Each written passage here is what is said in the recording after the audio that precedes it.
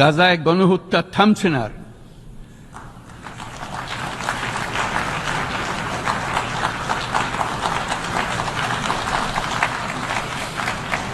ফিলিস্তিনের মতো বিদ্যমান বাস্তবতা কেবল আরব কিংবা মুসলমানদের জন্যই উদ্বেগজনক নয়, বরং তা সমগ্র মানব জাতির জন্যই উদ্বেগের বিষয়।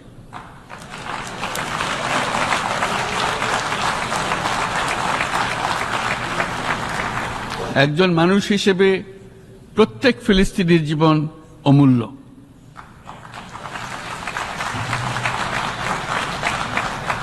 ফিলিস্তিনের জনগণের বিরুদ্ধে যে মানবতা বিরোধী অপরাধ হচ্ছে তার জন্য সংশ্লিষ্ট সকলকে দায়বদ্ধ করতে হবে।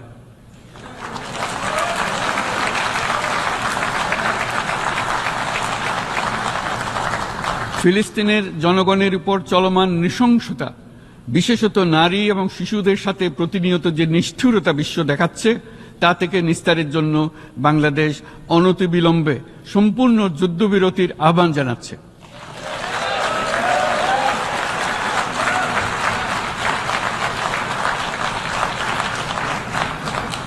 দ্বিরাষ্ট্রভিত্তিক সমাধানেই মধ্যপ্রাচ্যে টেকসই শান্তি আনতে পারবে।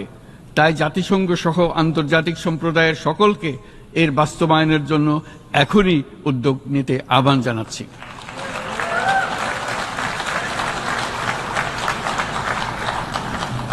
গত 2.5 বছর ধরে ইউক্রেনে চলমান যুদ্ধে বহু মানুষ প্রাণ হারিয়েছে। এই যুদ্ধের প্রভাব সর্বব্যাপী, এমনকি বাংলাদেশের অর্থনীতিতেও এর নেতিবাচক প্রভাব আমরা অনুভব করছি। আমরা তাই উভয় পক্ষকে সংলাপে বসে বিরোধ নিরসনের মাধ্যমে যুদ্ধের অবসান ঘটানোর আহ্বান জানাচ্ছি। মাননীয় সভাপতি, বাংলাদেশ গত 7 বছর যাবৎ মায়ানমার হতে আগত 12 লাখেরও বেশি রোহিঙ্গাদের মানবিক কারণে আশ্রয় দিয়ে আসছে।